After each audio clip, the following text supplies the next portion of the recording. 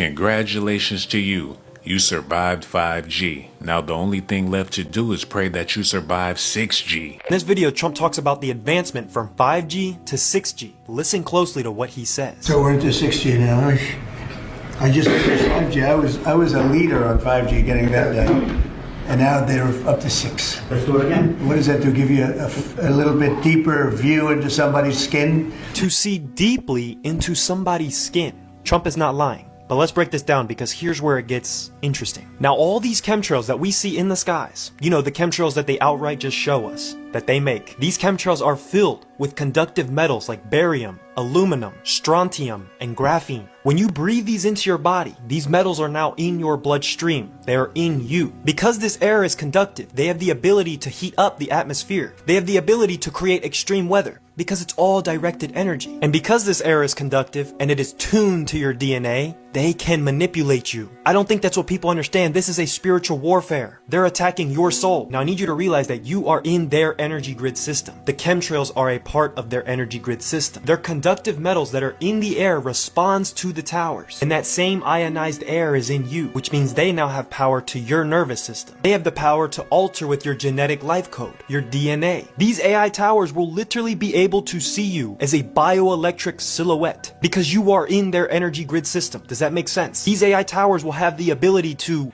pinpoint your ass. Now enough of the fear. How do you prevent this? Detox. And I mean detox from everything they have. Fruits, veggies, eat clean. Everything you consume, make it clean. You don't want to be their electric target. You want to be a clean temple. Fast. Exercise. Sweat. Get in the sun. The sun will literally heat up and kill all the parasites in your body. The sun will eat anything synthetic in your body. Ground yourself. Reduce the EMF charges. But real quick, back to what Trump said. Does it give you a deeper view into somebody's skin? Yes, he's not lying. In early 2026, MWC in Barcelona, this is an event center for like AI, satellites, and bullshit. They majorly announced the rollout of 6G. It's coming. Now you see it. 6G's on rollout. Don't stress it. Just clear the temple within. That's it. Peace and love always. It's sort of like we're living in the Matrix and a lot of us don't even know it.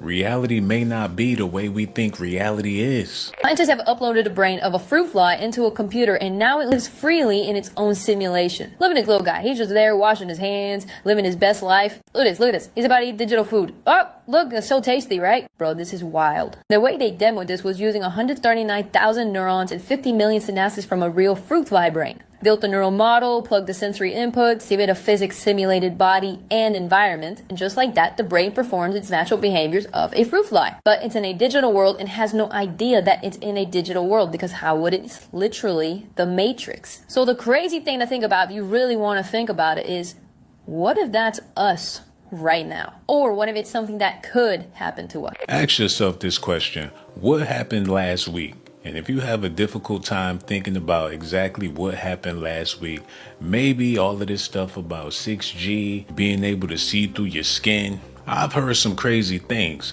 but I don't think I ever heard anything as crazy as this. I just have to come on here and say this real quick about the data centers. If you think that the government and big tech are building these billion-dollar facilities in the middle of nowhere to store your family photos or help you in any capacity, you're retarded. Okay? You're retarded. They're calling them data centers because calling them mass surveillance centers would probably send people into a spiral. They're literally building the infrastructure for a surveillance state and they're doing it right in front of your face. It's going to be fully capable of monitoring your speech, your behavior, your purchases. It's going to essentially harvest your biometrics and create an entire digital profile for you. People are trying to say that something like this would never happen. There's a 92% chance on Polymarket that something like this is prohibited. Utah just got approved for a massive data center blueprint. This data center in Utah is going to be 63 square miles. Do you guys know how massive that is? I'm talking almost 3 times the size of Manhattan and 200 times the size of the NSA's data center that already exists in Utah. Why does Utah need a 63 square mile data center? And by the way, it's going to be using up double the electricity that Utah uses currently? And honestly, why does the country need anything like that for that matter? So I'm asking you to just ask yourself if this is really for the betterment of society and storing family photos and for you, or is it for mass surveillance? When the Great Salt Lake dies, it impacts everybody around the world. So first it impacts Utah, then the 50 million people around us because the Colorado system, and then it ripples outwards throughout everywhere, globally. This is going to impact every single country all the way to the other side of Africa, Singapore, everybody, China, for building these hyperscaler data centers in Utah, and for putting 13 nuclear reactors on a fault line epicenter that has never had less than a 6.75 plus earthquake, and they're only rated, these Holtec Internationals are only rated for a 6.38. And the computer systems that run them, they never had their update from Chernobyl in the first place that updates these computations. In Utah, they are installing nuclear reactors only rated for a 6.38 on top of a 6.75 plus earthquake epicenter. In addition to the nuclear reactors not meeting the minimum product requirements, the computers running the reactors are still on standards from the 1950s, meaning they do not have the speed or technology to respond to such an event, creating repeat parameters for events like Chernobyl here in Utah. The Governor Cox and Utah Department of Energy built here Operation Gigawatt is tied into the data center hyperscaler. The amount of heat produced from both of these projects will evaporate our Great Salt Lake and cause neurologically painful dust to billow out into our lungs, causing neurological pain and death. Okay, so this might be a reach, but what if everything that's going on, from the Epstein files to these cruise lines to the hantavirus to everything else, what if it's just a distraction from the data centers? Do y'all realize how many data centers are currently being built? Do you know that 3 prompts from ChatGPT is equivalent to a bottle of water? Quite literally, like if you say hey to ChatGPT and request a response, that's one of 3 prompts that is equivalent to a bottle of water. Do y'all understand the severity of what's going on? Because it's interesting that we live in a world that they say is 70+% water, yet we're consistently running out of water, right? And now the majority of the water that we have available to us is going to be used by data centers. What if everything that's happening is quite literally an evolution of the Matrix? Just like the movie, like needing data centers and needing something, some type of energy, needing water to go ahead and fuel these data centers.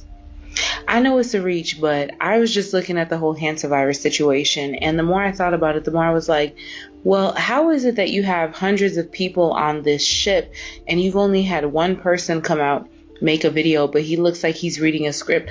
Where are the live videos? Where are the other people? Where are the family members? And where is the quarantine? Like, there's so many discrepancies when it comes to this situation. And the fact that no one's being held accountable, even the UFO disclosure. What if it's all a distraction from what's really happening right in front of our very eyes? I don't know. Personal opinion. This is all alleged. Can't confirm or deny. But if you like more interesting topics like this, grab your copy of 50 Further Mysteries. Link is in the bio. Feel free to join the private group chat. Like, follow, stay for some more tea. There's so much more going on with that wave of exhaustion we experienced yesterday than I realized. Like, that was a full-on timeline jump that we experienced. This lines up with the exact time that so many of us experienced that wave of exhaustion that hit.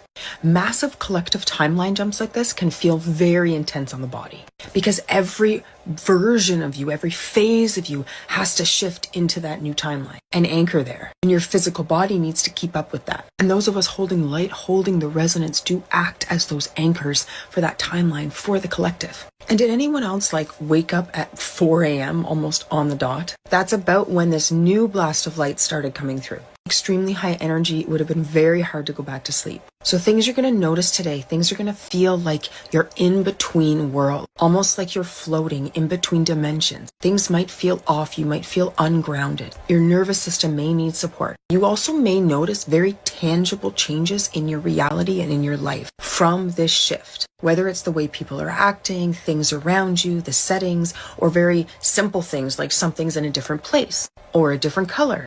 Trust yourself. You'll be feeling the Mandela effect hardcore. And remember that we are the anchors for that resonance of love, of compassion, of truth, illumination. You only need to hold that energy. You only need to be the lighthouse. If you can find some time today, get outside in the sun, get your bare feet on the ground. Better yet, get your hands in the earth.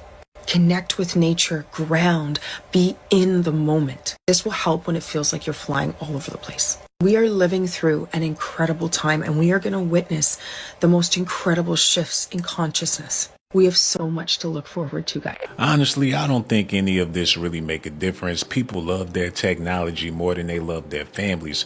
People trust the technology more than they do their best friends. So we'll just have to wait and see. Maybe this is going to be a game changer with 6G. It might do something to save humanity. It might help us in the long run. We just got to wait and see. But all I know is when the new smartphone come out, everybody is going to run out and get it. So I just don't see how it's going to be possible to boycott technology. Let me know what you guys think about this in the comment section below. Risk my life to give you documentations, girl. I risk my life to give you documentations, girl. I risk my life to give you documentations, girl. I risk my life to give you documentations.